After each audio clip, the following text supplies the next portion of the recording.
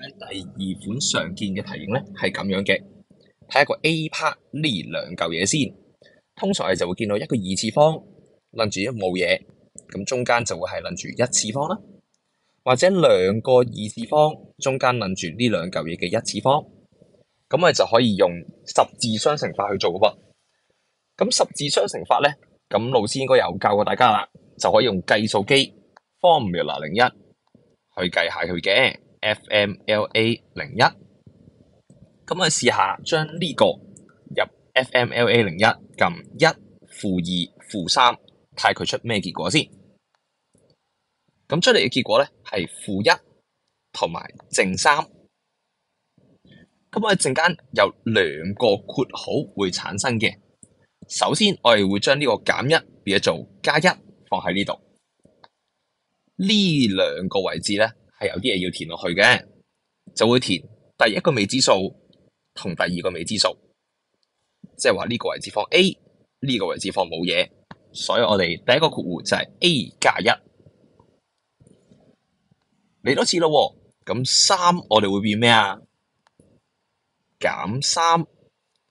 留意呢兩個位置會放翻呢兩個未知數落去，所以 A 同冇嘢，所以括號就係 A 加1同埋 A 減3啦。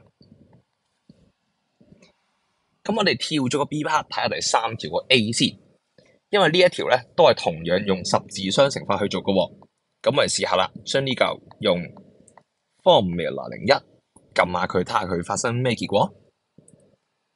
撳完出嚟係1同埋負2 over 3。留意撳計數機嘅時候咧，呢一個應該係小數嚟㗎。請你將佢變翻做假份數，唔止係份數，仲要係假份數咁樣去寫出嚟。好啦，咁嗰兩個括弧係咩咧？咁根據啱啱嘅做法咧，就係正1會變減1。呢兩個位置會放呢兩個未知數，所以 m 減1n。咁我哋唔會寫 m 減1n 噶嘛，所以我哋係 m 減 n。哇，咁呢個份數咁點算咧？我哋會將負2分子嘅呢個數字變咗做加2先，3放喺前邊呢一度，而呢兩個位置同樣道理會放翻呢兩個未知數落去，所以 m 同埋 n。我哋嘅答案就出現咗啦，就係呢個。